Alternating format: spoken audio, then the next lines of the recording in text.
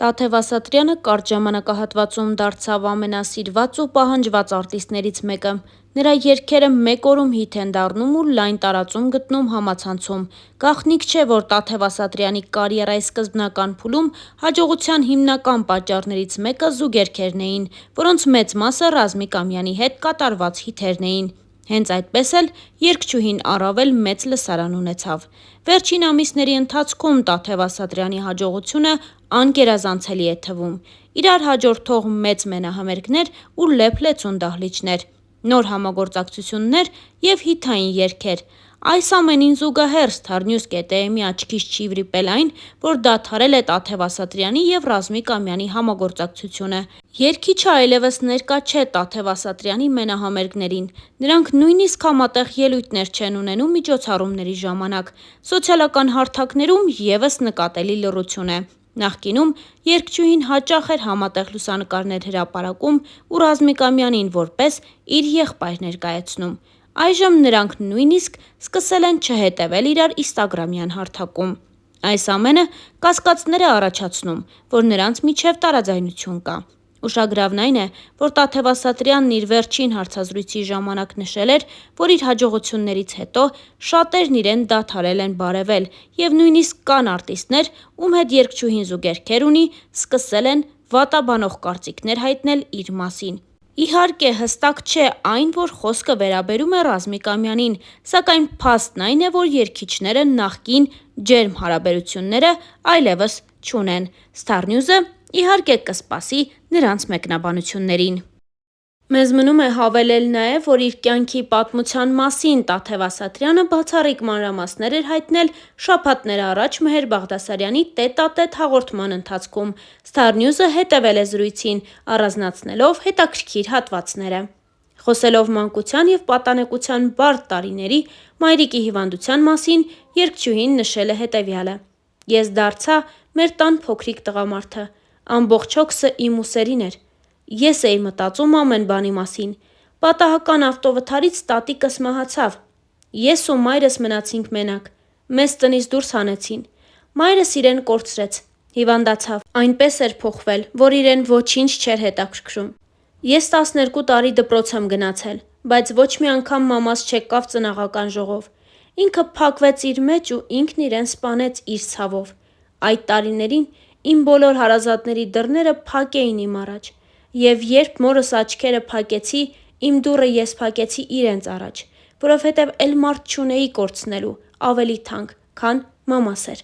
Մայրս պետպատվերով էր բուժում ստանում, և այն ժամանակ այդքան էլ լավ չէին վերաբերվում պետպատվերով հիվանդներին։ Վերջին օրերը անցկացնում էինք հանրապետական հիվանդանոցում։ Մամաս ասաց՝ ես էլ չեմ ուզում այս հիվանդանոցում մնալ, ինձ տար տուն։ Գնացինք տուն ընդամենը 2 օր։ Վերջում ինձ ասաց՝ ես հանգիստ եմ, դու արդեն քո լավն ու վատը գիտես։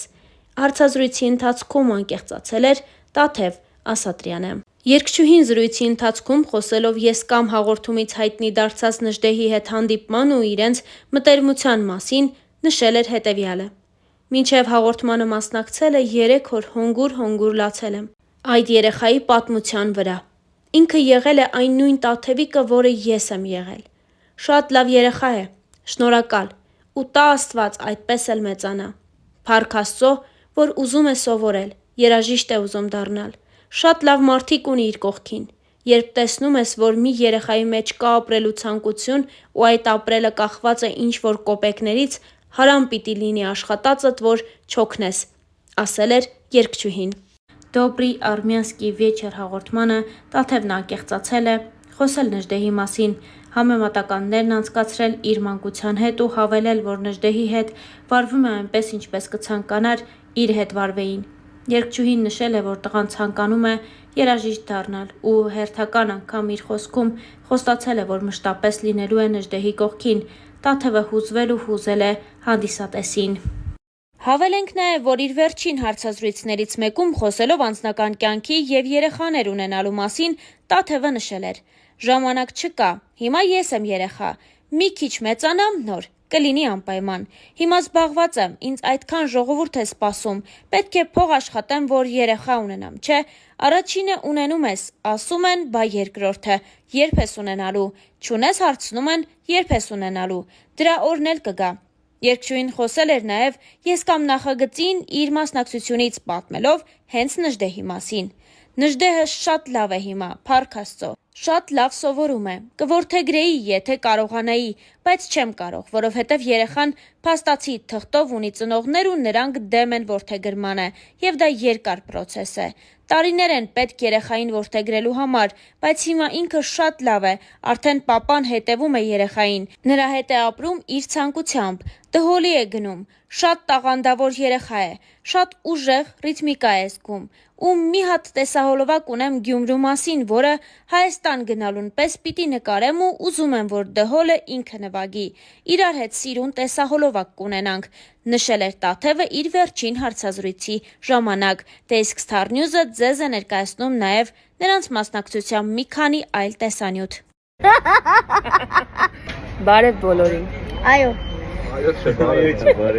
Բարև բոլորին։ բարև ձեզ։ Մենք ձեր համար ես ու Նժդեհ ունենք անակնկալ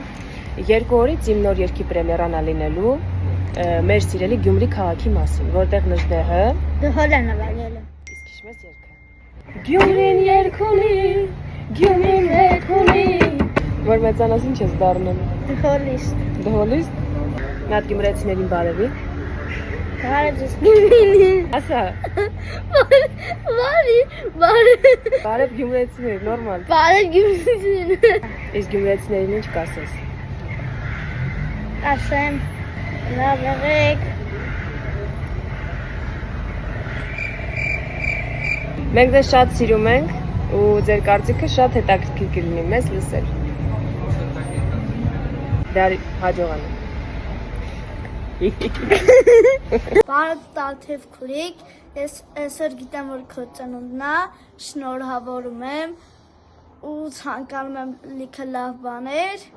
Ուզում եմ, որ ես քեզ ցանկանամ դու լավ լինես, լավ երգես։ Գիտեմ, որ դու լավ ես երգում, ուզում եմ ուժեղ լավ երգես, սաղին 10 անցնես ու պաշտում եմ։